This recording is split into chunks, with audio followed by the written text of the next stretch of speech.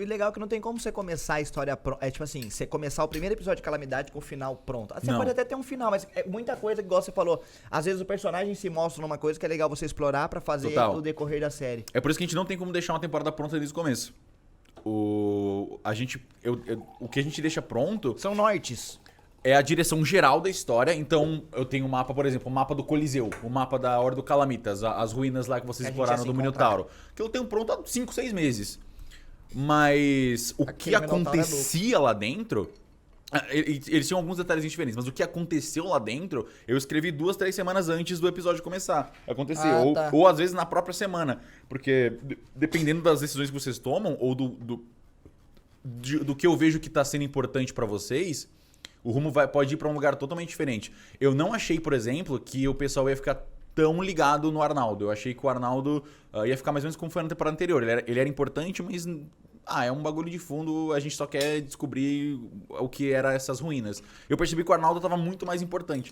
Então eu comecei a escrever muito mais pro anfitrião e pra deixar o anfitrião ser o foco dessa primeira parte. Na hora você pegar um NPC, hypar ele e ver ele tomando esse... mas quando você escreveu o anfitrião, quando rolou a sessão do anfitrião lá com o... Com o Rubens. Com o Rubens e o Johnny, você já pensou nele como sendo um portador de uma relíquia? Ou ele era só tipo um vilão e aí depois você pensou que, esse cara aí era portador o anfitrião desde o começo era o Arnaldo. Desde o começo você sabia que ele era o Arnaldo? Quando o Hakim criou o Thiago, a história do Thiago é que o pai dele morreu misteriosamente. E ele era da Ordem. Eu anotei. E lembra que, inclusive, eu te falei que tinha um demônio que era um vírus de computador? Era um anfitrião também. Sim. Do Kaiser. Eu anotei, tá? O pai do Hakim, o pai do Thiago Fritz, Arnaldo Fritz, se transformou numa entidade de energia por causa de um objeto muito poderoso. Foi a primeira vez que eu escrevi sobre Arnaldo Fritz. E aí, quando você veio com o Kaiser, que era um hacker, pensei, porra, seria muito foda um bicho, não, um vilão que só se manifesta através de computadores e coisas tecnológicas, assim. Tá. Uma parada paranormal, mas que só existe dentro de computadores. Aí, eu pensei, o Arnaldo Fritz é esse bicho que é tipo um vírus do mal, é um vírus paranormal. E aí, o Kaiser entrou na Ordem por causa do anfitrião. E aí, eu comecei a escrever. Aí, o anfitrião é essa espécie de entidade que originou do Arnaldo Fritz. E ele fazia esses jogos mortais, caóticos, porque ele queria se divertir com a agonia dos outros. Essa foi a base. E aí, quando eu tava começando a Desconjuração, comecei a escrever sobre o Kian, comecei a pensar nesse conceito das relíquias. E deixei de lado.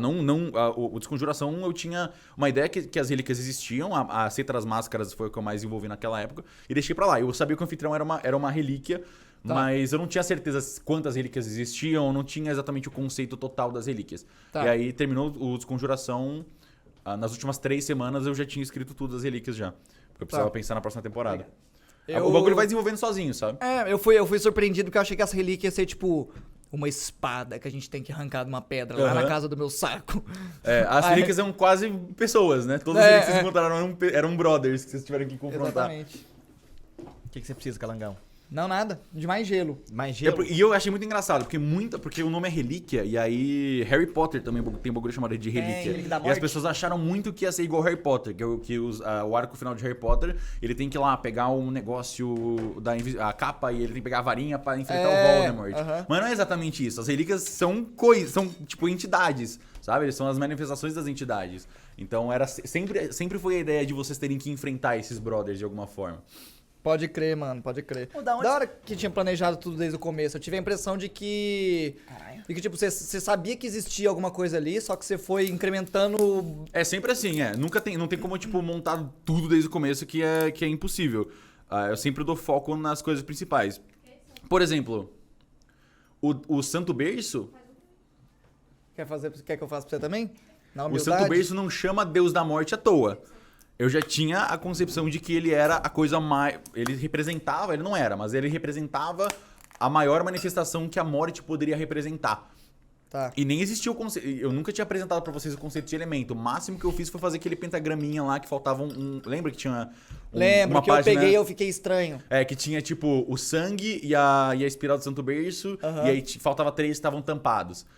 eu já tinha essa ideia de que tinha vários elementos e vocês estavam todos investigando só um. E ia ter muito mais pra descobrir depois. E olhando em retrospecto, é muito louco pensar em todo o Segredo da Floresta. Vocês não faziam ideia que existia energia, que existia conhecimento. Vocês não faziam ideia de nada disso, pra sabe? mim só tinha umas paradas estranhas. Uhum. Eu não sabia Essa que é a graça, eram elementos. E o Ordem ainda é muito sobre isso. Tipo, é pra ser sobre isso. É sobre uns bagulho estranho. E se explicar tudo, perde a graça. Não, tem que Se tudo tiver sistema, se tudo tiver no sistema, se tudo tiver explicado, como é que você vai investigar um negócio que tá no livro? É verdade. Tipo, tá tudo lá. Os jogadores leem o livro e acabam com a graça. Tipo, que mistério que eu vou colocar? Pode então, crer. tem todo um espaço pra você desenvolver o que quiser. A ideia principal do Paranormal no Ordem é que tudo pode acontecer.